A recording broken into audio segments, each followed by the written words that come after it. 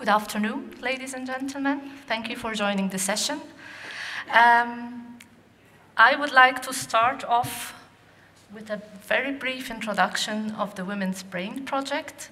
It's a very young non-profit organization. It was founded last year by very few scientists, and our initiative has snowballed in this past year, and the interest and support we have been receiving went way beyond our expectations. And this list of people working with the Women's Brain Project should be updated. We have a couple of new persons on board who joined very recently.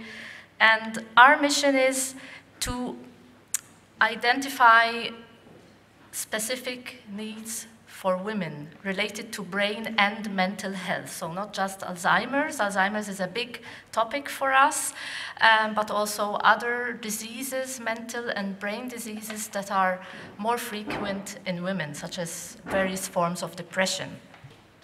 We advocate for change in science as well, in clinical trials, where we advocate for more trials including women. Many clinical trials include more men or only male mice, for example. And we want to present these findings to the whole of society for policymakers to base their policies on that. And of course, apart from public awareness, we also advocate for patients and caregivers. So I'm here for the aspect of caregivers advocacy, particularly for women. Caring for persons with Alzheimer's is obviously, for the persons who are experiencing the situation, it's obvious, but for others, perhaps it is less obvious. It is different than caring for persons with other kinds of illnesses or diseases. And there are various aspects to this caregiving experience. There's the emotional aspect, since informal caregivers also have a personal relationship with the person suffering from Alzheimer's. It's the wife or the husband, the daughter, son or daughter. So there's also an emotional relationship between these people.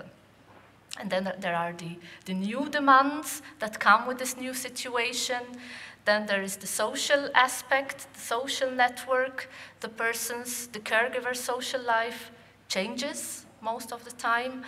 And personal aspects, we have heard in the plenary sessions about psychosomatic and other consequences that caregivers experience due to the stress they experience with the caregiving demands. And the duration, this is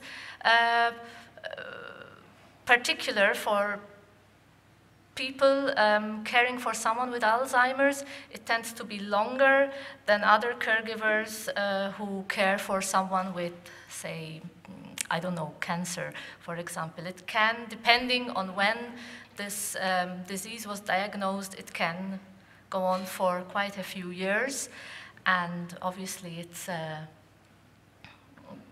it is demanding. And employment is also a very important aspect to consider, since there can be financial consequences for the person involved even later on in life. In one of the plenary sessions, it was also mentioned the pension, for example. If less contributions are paid, then later on in life, it's a vicious circle. We have an older person, mainly females, who have a lower pension, and then it also affects this person's health care. So when we look at caregivers' experiences, it needs to be a multidimensional consideration. What are the risks, and perhaps even why not, benefits of caring for a loved one with Alzheimer's? Most studies report that caregivers have a higher risk of mental health problems. They experience higher levels of stress. They report higher levels of depression or depressive symptoms. The general well-being is reported to be lower than other people who have no caregiving responsibilities.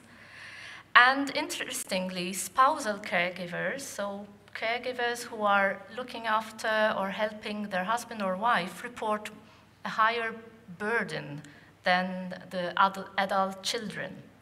This may also be due to the fact that the relationship is also affected, so they kind of lose that, or that changes with time, especially in the final phase of Alzheimer's. And about 15% in the Alzheimer's Research UK survey in 2015 reported that they do not work due to their caregiving responsibilities. There is more use of medication for mental health problems and fewer protective health behaviors. What are protective health behaviors? So behaviors that promote our physical well-being, such as practicing sport, for example, and many caregivers report that they don't have time for this, so they neglect this aspect of their life. Benefits that were reported by caregivers was an increased closeness to the person being cared for and a sense of personal fulfillment by taking on this responsibility. However, it is important to keep in mind that how caregivers cope and respond to their role as a caregiver is individual. It varies from individual to individual, and it is also influenced by other factors, and this includes gender. Why are we focusing on female caregivers? As we also heard in the plenary session, Bob Woods will talk more about his study. In most societies, the majority of caregivers are women. In many studies, this was reported, including in this last study. In a meta-analysis, quite a few years ago, it was 72%. In other surveys, for example, Alzheimer's Research UK, 2 years ago, 60 to 70% of the carers were women. And 20% of them went from full-time to part-time employment because of their caregiving responsibility, and nearly 20% quit their job. The tasks that female caregivers take on tend to be slightly different. They are more likely than men to help with more personal aspects of caregiving, like bathing and dressing and other personal help, and they tend to suffer more from long-term financial consequences of caregiving. So they earn less money, they pay less contributions, and later on in life, perhaps they have a lower pension than their male counterparts. In general, we know that women have a higher risk of suffering from depression and some anxiety disorders. So this caregiving role tends to multiply this risk or augment this risk. And that is why we need to keep an eye on this phenomenon and not leave our caregivers, especially our female caregivers, alone in this. I would also like to mention 2 minutes. Good. So in the last 2 minutes, I would like to mention some protective factors. There is already a lot we can do as caregivers and services we can get, and hopefully these will get better with time. Psychoeducational and psychotherapeutic interventions were also mentioned in plenary sessions, and they seem to have promising results. These are just 2 examples, REACH2, and there is also a caregiver intervention for adult children developed in New York. There is caregiver training, specific training preparation and support, programs addressing day-to-day management, but also programs addressing emotional focused strategies, because we are also emotionally involved. This is not simply our job as a caregiver, but we are emotionally involved with the person who is unwell. And then other strategies, for example, acceptance techniques.